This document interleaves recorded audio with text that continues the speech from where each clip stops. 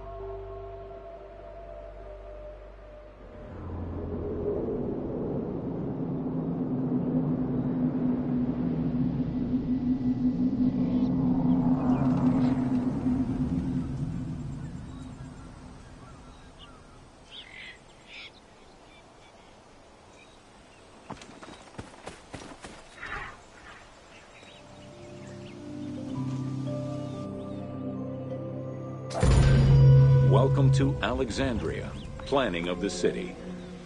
Alexander's plan to build his great city began with a verse from Homer's Odyssey. There is, in front of Egypt, in the sea with many swells, an island called Pharos. Guided by these clues, Alexander the Great founded his future city at the western end of the Nile Delta.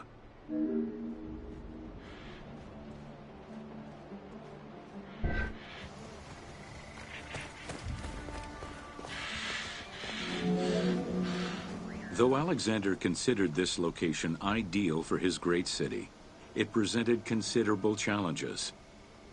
Too difficult to access during storms, the surrounding swamps threatened disease, and the limestone soil prevented the growth of healthy crops.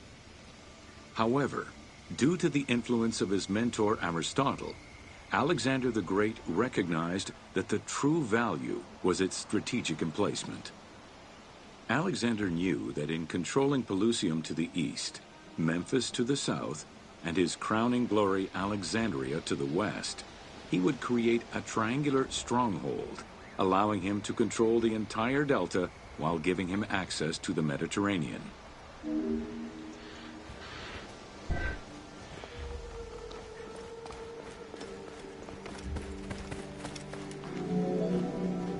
The Great Walls of Alexandria had a humble beginning. Lacking chalk to outline the future city's foundations, architects were forced to use flour instead. Clouds of migrating birds swept down and ate the flour, erasing the plans. This prompted Alexander to seek guidance from the oracles, who reassured him that his future city was destined to feed a large population.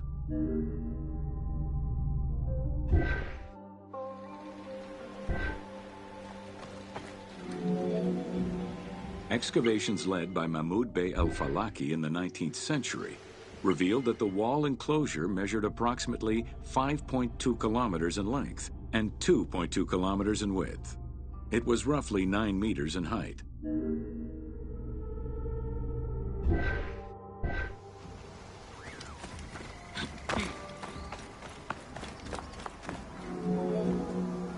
These formidable ancient walls would resist a number of attacks, including fending off the king of Syria in 169 BCE. It wasn't until 295 CE that they eventually fell to Roman Emperor Diocletian, and this only after 8 months of relentless assault.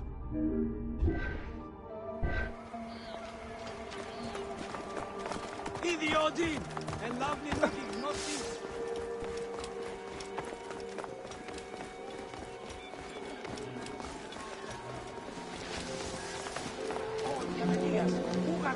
Alexandria's principal architect, Dinocrates, chose a Hippodamian grid plan. The grid maximized functionality, with wide, straight roads and canals running beneath them. Alexander recognized the military value of the city's design. The wide, parallel streets gave him optimal surveillance of the city, while allowing the unobstructed flow of troops.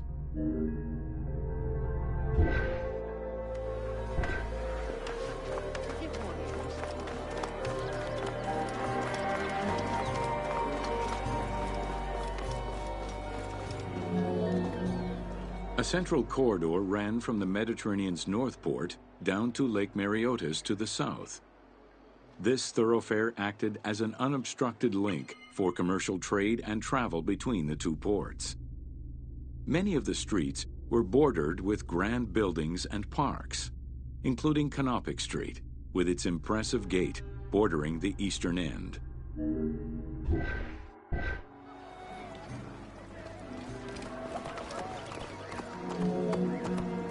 Alexandria was most likely built upon an already existing Egyptian village. Upon its completion, the Egyptians reviled the city, refusing to call it by its founder's name. Instead, they called it Raked, the building, as a mark of disdain, which was later Hellenized into Rakotis. Despite this, the name Alexandria would remain.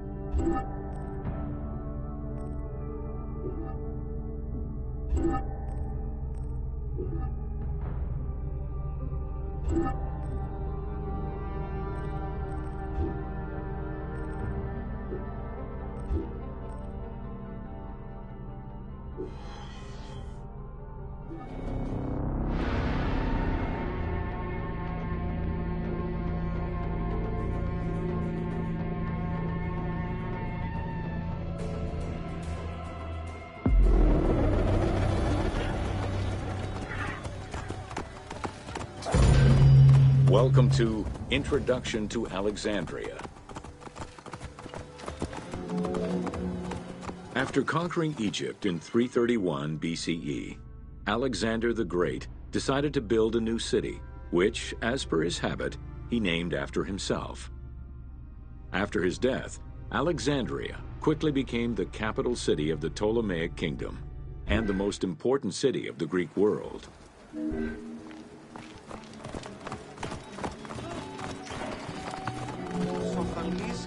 The city was built between the Mediterranean Sea and Lake Mareotis, which resulted in Alexandria becoming a crucial cultural hub and trading center.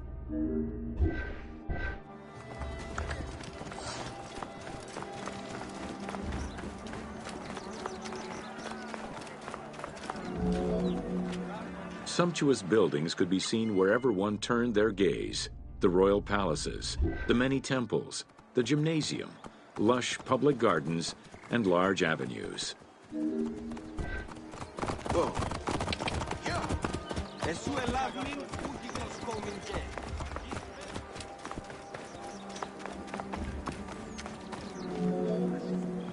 With its incomparable beauty and advantageous geographic location, Alexandria attracted foreigners, intellectuals, and traders.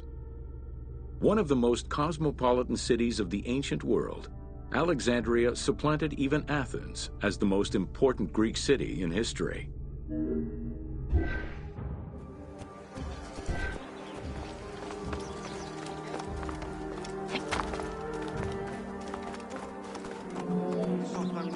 Egyptian obelisks were highly prized by Roman architects. While Roman design previously favored the use of a single monument, Egyptian obelisks tended to come in pairs and were generally located at the entrance of temples. Several ancient Egyptian obelisks are still in existence today, though many are spread out across the world in locations such as Paris, Rome, New York, and London. All of this shows that Alexandria was significantly influenced by the rich past of Egypt.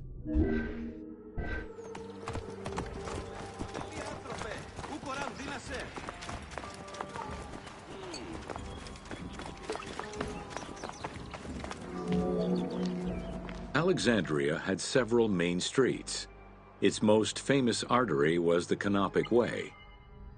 It was lined with sumptuous buildings, houses, and temples, and was roughly 8 kilometers in length. This street was one of the most important shipping entrances to Alexandria, and often hosted processions and festivals.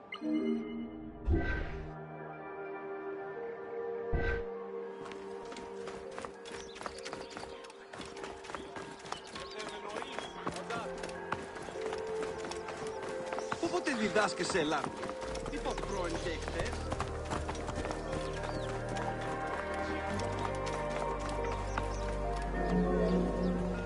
The width of the street, 30 meters, was abnormally large even by Greek standards.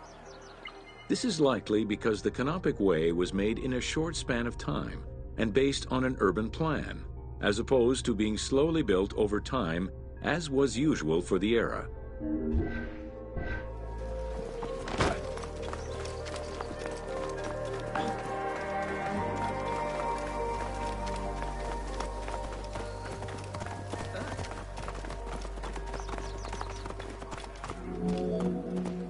The Canopic Way originated in the western cemeteries, skirted the gymnasium, and then exited the city to head east through massive doorways towards Canopus.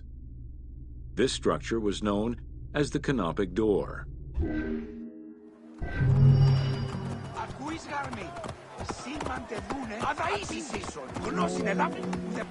The Canopic Way originated in the western cemeteries, skirted the gymnasium, and then exited the city to head east through massive doorways towards Canopus.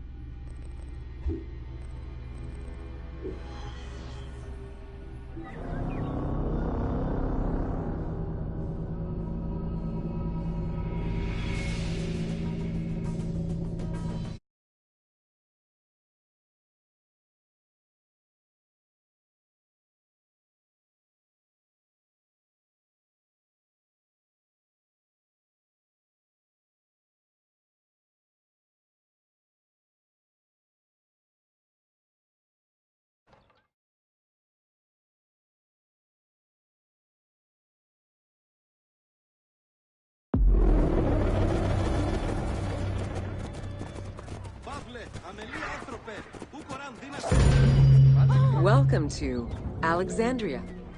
The ports of Alexandria were a major commercial hub, effectively connecting Egypt with the Mediterranean regions and beyond. A tremendous amount of materials and goods flowed through the city on a daily basis. The large port market was called the Emporion. It was there that merchandise was traded by the ship owners, called nakliros.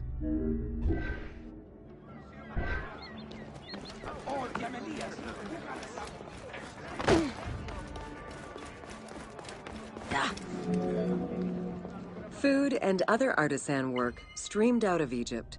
Ceramics, glass, golden rings, and minted coinage. The local potters, using traditional Egyptian techniques, competed with those from abroad, and the textile industry flourished. What Egypt did not produce itself was acquired through trade, using local resources such as wheat and papyrus. Most sought after was pine wood from Syria, iron and marble from the Greek islands, gold from Spain, and exotic fruits from Europe. All this commercial activity contributed to the already decadent wealth of the city.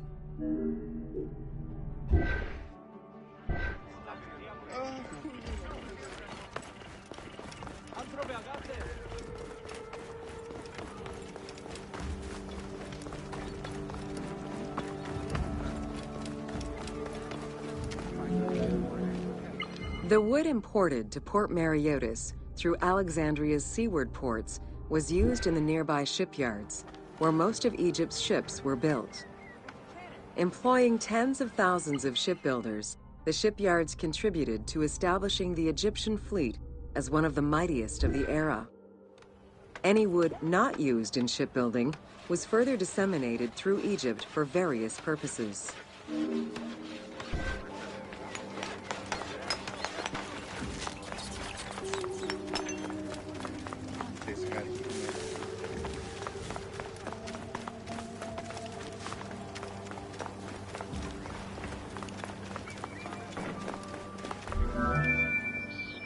The southern port of Lake Mareotis was the biggest in Alexandria. Save for a branch angling westward, the lake's size in the Ptolemaic era was roughly 40 to 50 kilometers from north to south. Its waters were maintained by a steady runoff from the Nile. In addition to the lake, a man-made canal was created to assist in the transfer of goods from the city to the port using barges, though it is not represented in the game due to its size.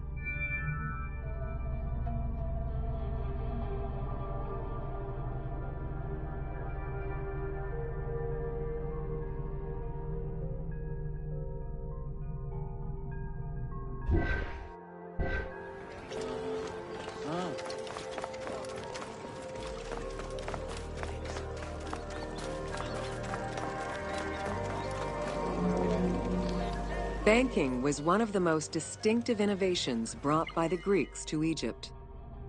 The centerpiece of Alexandria's wealth was the royal systematization of taxes on almost everything. Basic items such as salt, oil, beer, wheat, and linen were heavily taxed. As a result, the royal treasury of Alexandria was able to ensure the economic stability of most of the administrative areas of Egypt.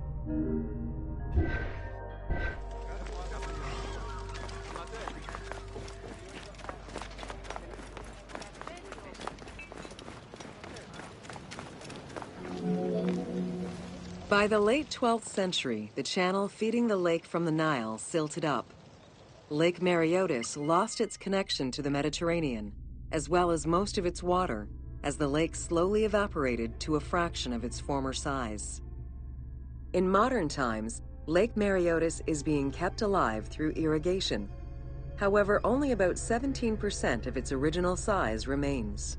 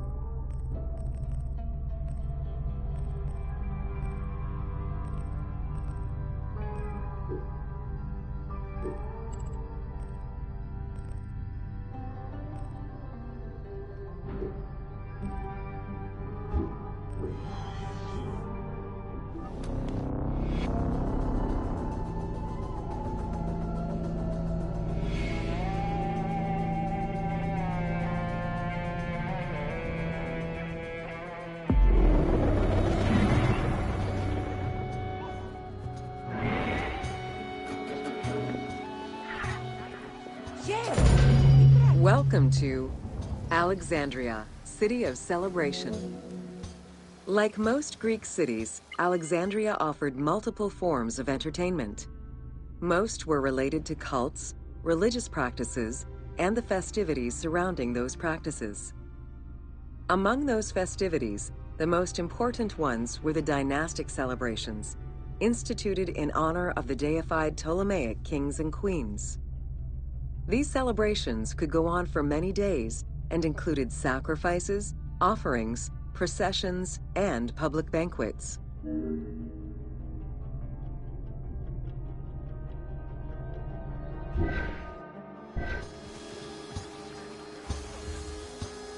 Existe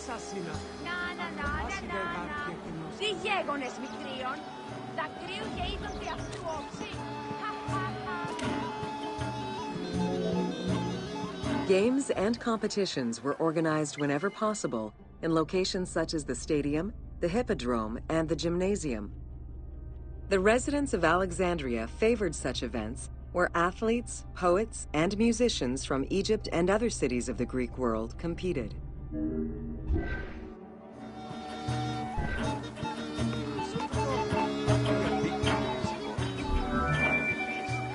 Like all good Greek cities, Alexandria had a theater. The architecture of this structure is Roman in style. This is because the team duplicated a theater from Cyrene. Roman theaters were usually semicircular and built from scratch on a flat area with structures designed to enhance oration. Greek theaters were more oblong in shape, similar to a horseshoe, and favored the slopes of natural hills to support their acoustics.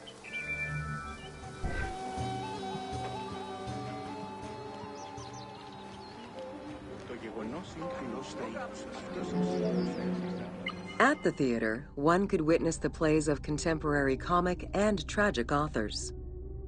The play you are witnessing below is Menander's Dyskalos, more commonly known as the Grouch, a late and popular entry in the Greek comedies.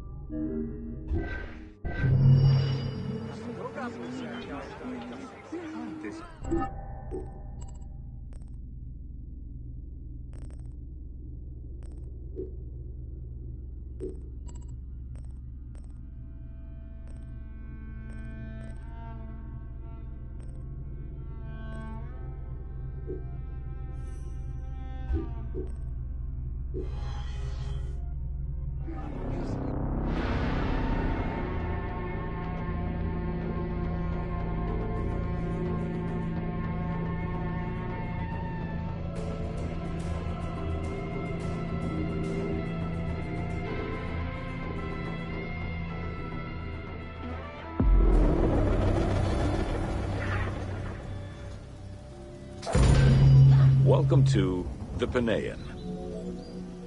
The Panean was a temple built in honor of the god Pan, divinity of nature. This Greek god, often represented as a half-man, half-goat, with a beard, horns, and goat's hooves, was considered the protector of shepherds and herds. Pan's attribute was his namesake musical instrument, the pan flute. His temples were usually located in caves and on high mountains, and were frequented by shepherds. It is likely that Mediterranean cults adopted the imagery of Pan to symbolize the Christian. To give proper honor to the god, Alexandrians built an artificial hill upon which they housed his temple to compensate for the flat relief of the city. The artificial mound had the shape of a spinning top or a pine cone, which was accessed by a spiral staircase. The top had a panoramic view of the entire city. Only such heights would be fitting for a mountain god.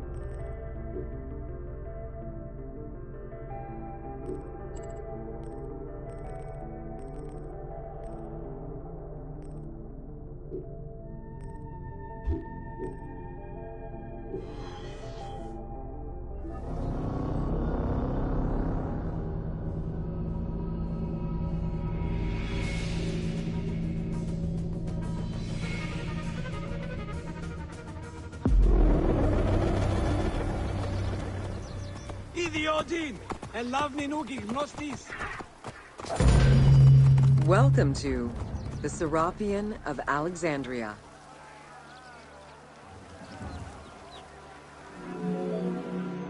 In a city of numerous magnificent attractions, the Seropian was considered to be the most beautiful temple of Alexandria. Located southwest of the city on a small hill known as the Acropolis, the sanctuary was constructed during the reign of Ptolemy III, upon foundations which had existed since the reign of Ptolemy I Soter.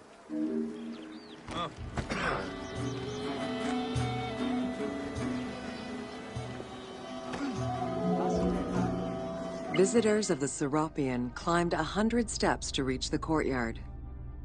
Libraries were installed in the porticos surrounding the square building, with its roof and columns adorned with gold and gilded bronze. Pharaohs were generous to the temple, as were several Roman emperors after Egypt's conquest. An inner temple housed the statue of Serapis, dedicated to healing the sick.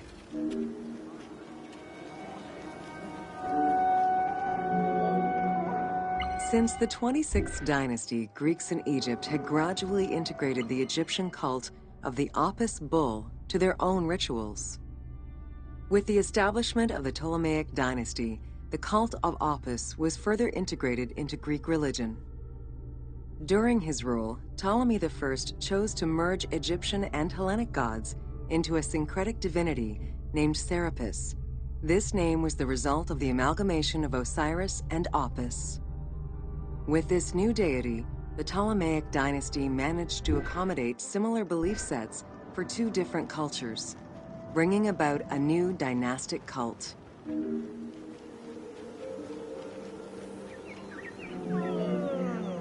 Serapis was also associated to other deities, including Asclepius, a Greek god of healing. It is possible that, as with the Serapis Temple of Canopus, the sick would visit this sanctuary, sleeping there overnight in the hopes of being healed within its hallowed halls.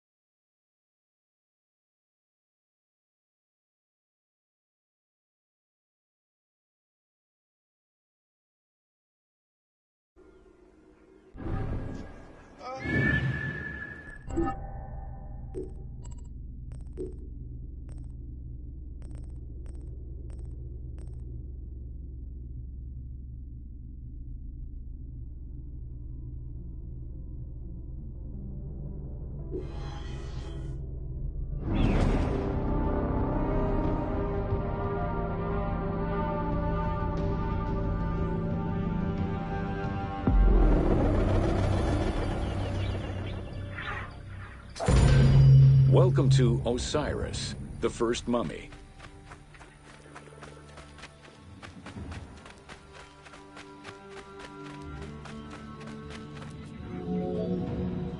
The oldest mummies recovered date from the Old Kingdom, though Egyptologists believe that mummification was in use much earlier than that. At first, the body was mummified through environmental desiccation, by leveraging the dryness of the environment and the heat of the climate. Early experimentations in mummification were conducted with the use of resin made from tree sap. Strips of linen were only used on some superficial parts of the epidermis of the hands or jaw. Ideologically, the will to preserve the body is not explained in any way until 3600 BCE. This is when the Egyptian belief that the body housed the soul was finally documented for modern Egyptologists to eventually decipher. It was not until the arrival of the myth of Osiris in the Egyptian religion around the 5th dynasty that mummification was thoroughly conceptualized. The practice was thereafter grounded in both a myth.